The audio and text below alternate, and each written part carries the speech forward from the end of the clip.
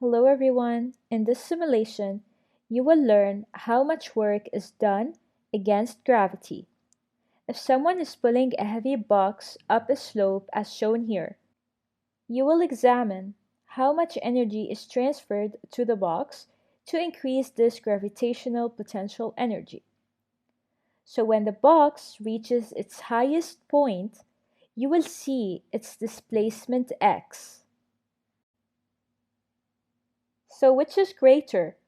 The displacement moved by the box up the slope, or the displacement moved by its weight mg vertically?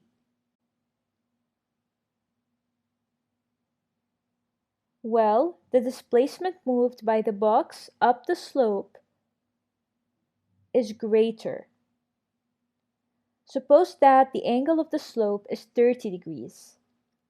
If the box moves 2 meters up the slope, then using the sine angle relation, which states that sine alpha equals to opposite over hypotenuse, where the opposite is the vertical displacement x, the hypotenuse is 2 meters, and the angle alpha is the slope's angle equals to 30.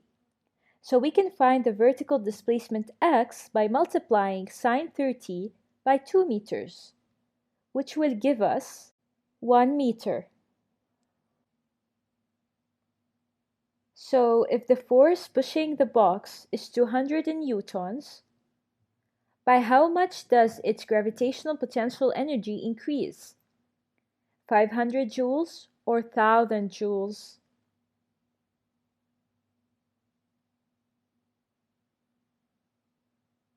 Well, since the increase in the gravitational potential energy equals to the force multiplied by the vertical displacement moved, so